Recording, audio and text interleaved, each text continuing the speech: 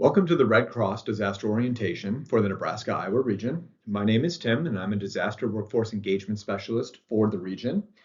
During this brief orientation, we're going to cover what the mission and purpose is of Disaster Cycle Services with the Red Cross, or DCS for short, how the region is structured, preparedness versus operational state, sheltering, what it means and what we are when we do it, and deployments. This is not a training, it's simply an orientation to help make your training when you do take it make more sense. The mission of Disaster Cycle Services for the Red Cross is to prevent and alleviate human suffering in the face of those emergencies by mobilizing the power of volunteers and the generosity of donors. What this means is that we are going to pair people who are willing to give time and energy with people and organizations who are willing to give money. Our purpose is to build resiliency. We want to mitigate the impact of disasters and meet urgent human needs and facilitate recovery through direct action and community engagement. In normal English, that means that we are there immediately after a disaster. We're trying to get our shelters open within hours so that we can meet those urgent human needs: health, housing, hunger. We want to facilitate recovery through direct action.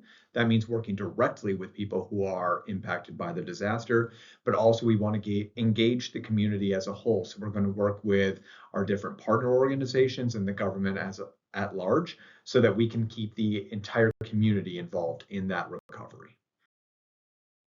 The Nebraska-Iowa region is broken into 6 smaller chapters. The smaller chapters and the smaller geographic footprint helps you stay connected to the community and also dictates which program manager you're going to be receiving communications from and which chapter meetings you're going to be invited to.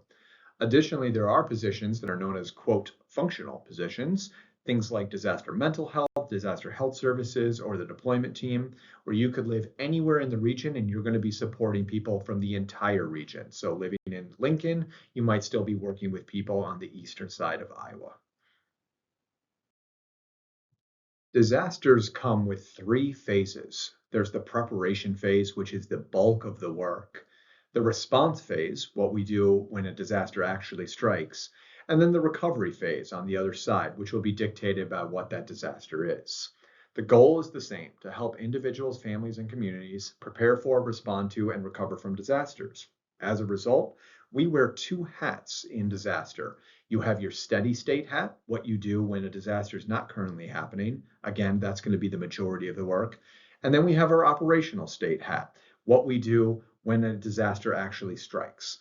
So that steady state is when we do all our preparation so that we all know exactly what to do and how to do it when we have to put on that operational state hat.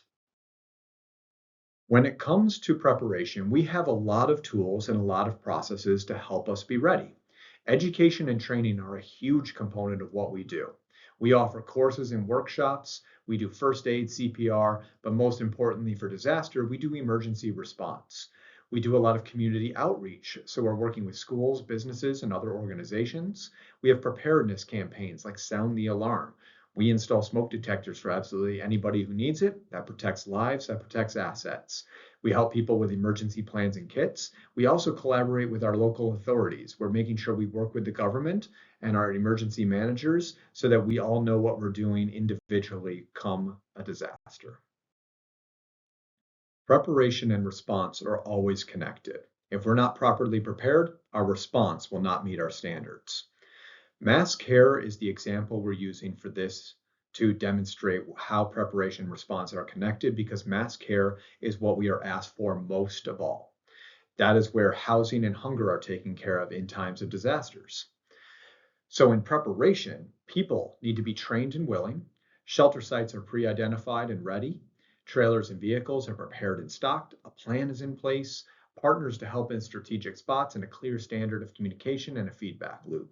How it looks in an actual response: predetermined volunteers open a shelter and prepare to offer care and comfort. Meals are prepared and organized with the help of partner organizations.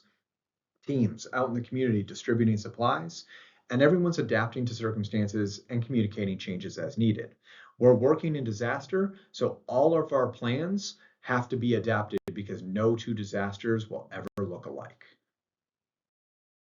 During times of response, the Red Cross uses a group activity position chart, or GAP chart for short, to structure the workforce to make sure that we're checking every box when it comes to a disaster response. The top line, response, mass care, individual disaster care, and so forth, is the group. The positions underneath it, the boxes underneath it, are the activities. The position is what you do within that activity. So service associate does the work, supervisors do the work, but might also be in charge of, say, a shift, and the manager is going to oversee that for the operation. Solid boxes are the ones that are client facing. You'll be working directly with people who are impacted by disasters.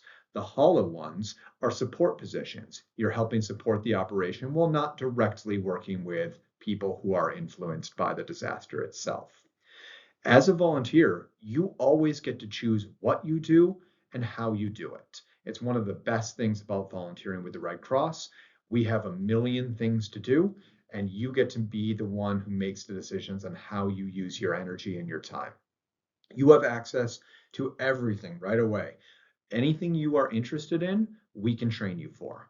Anything that you want to use from a professional standpoint in your background, we can use it. You want to learn a new skill, we'll help you do that too. It's completely up to you. We ask that every person who volunteers with us be trained in sheltering. Sheltering is the primary function that we do in times of disaster because the community needs a safe place to gather, and in some cases, people need a safe place to sleep. That is the first step in recovery. You need to be able to know what happens in a shelter, how to open a shelter, because you'll either be doing those tasks, or you'll be working with people who stay in a shelter, or you'll be working with people who are working in the shelter. The shelter has two areas: the dormitory section where people can sleep, again, that safe, warm place they can go. And the lower area is the community area. Anybody's welcome in our shelters. This is where feeding happens, disaster health services, community partners are all welcome in that community area to give people the resources when the time comes. When disasters strike, deployments can happen both locally and also nationally. Locally, there's a lot more flexibility. You can help when you can as your availability fits. After work, on the weekends, if you're available all the time, that's great as well. We can use all the help we can get all the time. If you do decide to deploy nationally, we have a couple of things we do ask for. We need you to be trained and available. You have to have the required documents on Volunteer Connection, which your program manager will help you do. And then you also need to be able to commit to an extended period of time. The Red Cross does not want a single dollar from you since you are contributing your time and energy. But there is an expense that goes to that, and we use our donor dollars to help get you to that disaster site. We take care of everything: your flights, your lodging, your food. We even give you a prepaid debit card for your incidentals should you need anything while on deployment. They tend to be longer days. 12-hour days are not unusual. And you also leave the next day. The way it works is the deployment team member will call you, explain everything about the operation. If you accept, you're going to be on a flight the next day to go. If you have questions, you can always ask your deployment team member that called you. You can also reach out to your program manager. It's always voluntary, never required. You'll always know what you're getting into beforehand. Thank you for taking the time to watch this presentation, and thank you for the time and the energy you're going to be giving to the Red Cross, but more importantly, to the people that we serve in times of disaster. The impact is great, and you'll get to see that firsthand. If you have any questions, please reach out to your DWE, Disaster Workforce Engagement Team, or your program manager, or any supervisor that you're comfortable with, as well as the mentors and the other volunteers. We are a community, and we are here for you.